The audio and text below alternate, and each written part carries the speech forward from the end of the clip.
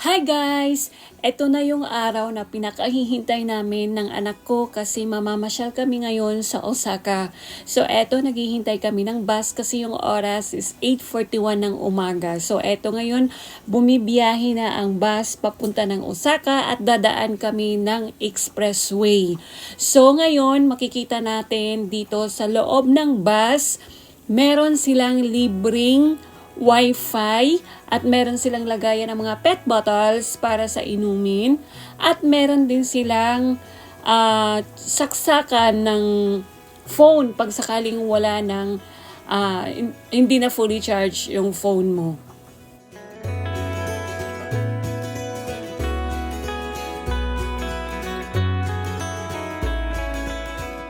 So eto ngayon, papasok na tayo ng expressway.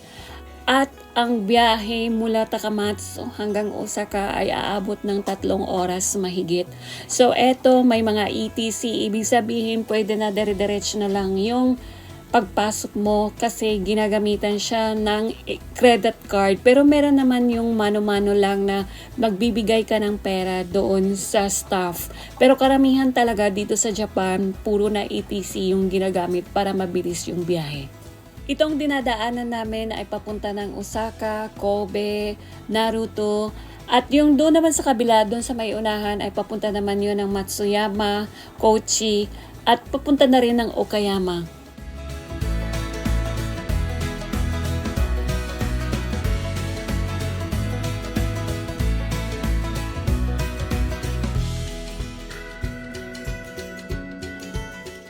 Eto, madadaanan natin ang Kobe bago makarating ng Osaka.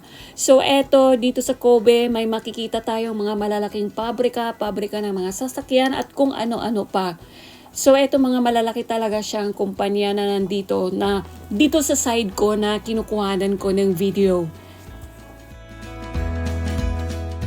At dahil malaki na ngang syudad ang Kobe, papunta rin ng Osaka, kaya marami ding mga expressways dito makikita natin. First floor, second floor, third floor, hanggang fourth floor pa yata yan mga expressways na yan.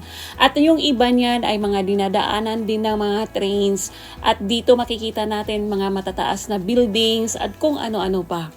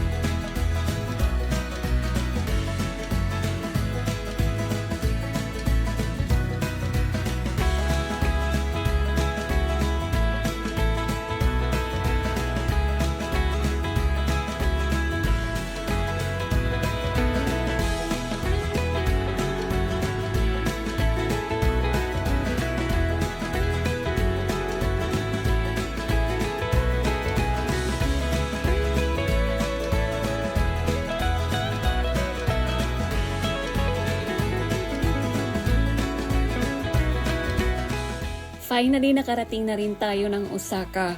Kung malaki ang Kobe, malaki ang Osaka. Mas malaki siya kesa sa Kobe. At dito sa Osaka, makikita natin na napakaraming buildings, matataas na mga buildings.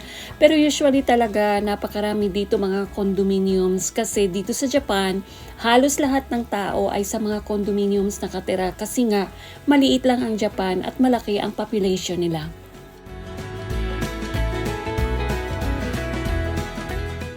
Nakikita nyo ba yung mataas na building na yan? Isa yan sa mga tourist spot dito sa Osaka. Isa siyang pinakamalaking aquarium. Makikita doon yung iba't ibang klase na mga isda at kung ano-ano pa. So kung gusto nyong magpunta dito sa Japan, pwede kayong magpunta doon at tumingin ng pinakamalaking aquarium nila. Kikita nyo ba yung pulang bridge na yon? Yung bridge na yon ay daanan papunta ng Kansai International Airport. Usually, lagi kaming dumadaan dyan pag umuwi ng Pilipinas. So, eto ngayon, makikita natin mga buildings na malalaki, matataas. Ibang-iba doon sa lugar na tinitirahan namin sa Takamatsu kasi sa amin, probinsya lang talaga.